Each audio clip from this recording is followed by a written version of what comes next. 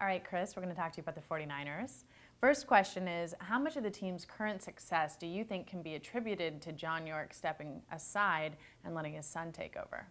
I think when Jed took over, it was a key moment in the 49ers getting to the Super Bowl this year. He's a young owner. He's under 35 years old, so he brings a lot of passion, enthusiasm, and I think growing up with his uncle Eddie running the team has also helped him see, the importance of the history of the team and sort of just the passion that the fans bring, and to sort of gather a collection of players and coaches that will build a winner. So Jed's influence getting the team to Super Bowl has been huge. And let's talk about Bill Walsh and Jim Harbaugh. They both left Stanford to go to the 49ers. They seem like very different coaches, but I'm guessing you might see some similarities? Definitely. There's some similarities between Bill Walsh and Jim Harbaugh. One is the importance of the quarterback. Bill drafted Joe Montana. Of course, he wins 4 Super Bowls with Joe, and Jim sees that as the most important position. He developed Alex Smith last year, and look, they got to a championship game with Alex Smith, and all of a sudden he makes the change to the young Colin Kaepernick this year, and now they've reached the Super Bowl.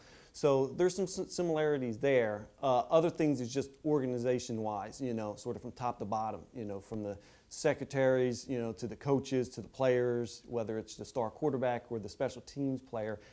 Everybody has a role, and I think Jim defines that very early, and the players understand it, and I think they go out 100% to knowing their role. Now, the 49ers really have a chance to make history this year. Obviously, the Giants brought home a championship, and if they do it, it'll make history for the city of San Francisco. How important do you think that is? Well, the fans have always been great in San Francisco, and they've and the team also has taken pride in that they've had that long history, of 5 Super Bowl wins and no losses. They're 5-0 in Super Bowls. So to go 6-0 would probably be very impressive there, and they would have a big celebration, and the city and fans would just go nuts. What would it mean for the city? Well, I think it would mean a lot. They've had some baseball success the last couple of years, so they've gotten used to that. But the Niners is what runs that city. It's been a football city. They've been passionate even since the 40s and 50s when they got started, and they weren't winning championships, but they had good players. So I think the city's ready for another one. It's been 18 years. I mean, people think that the Niners have been around, but it's been 18 years since their last Super Bowl win. And talk a little bit about the legacy of the 49ers, why it's so special, and what a 6th Lombardi trophy would do for the team. Well, the legacy starts, like I said, with that original team. They were there in 1946, so it's been 5-6 decades now, and they have a special bond. Like I said, they don't have a basketball team. The baseball team came a little bit later too. So it's mainly been football a lot in that city. So I think they're ready. Like I said, it's been a while, and with this new coaching staff, and like I said, with Jed York and the new ownership, that they're ready for another title.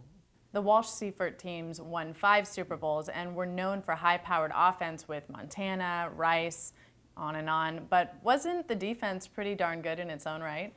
Absolutely. When people think of those 5 Super Bowl wins, they do think of the offense: Montana, Clark, Craig, and a variety of those all-stars. But they also played really good defense. Leading the league in points allowed. Total defense. The Ronnie Lots. They were always hard-hitting. I think the misconception of those teams was that they were finesse, because they would dink and dunk with the ball, the great passing game, Walsh's mind. But they actually were very physical. They would hit you. Ronnie Lott was the most feared defensive player during his era. So defensively, they were top-notch, and they had even bigger stars. It's just that the offense kind of, sort of takes over.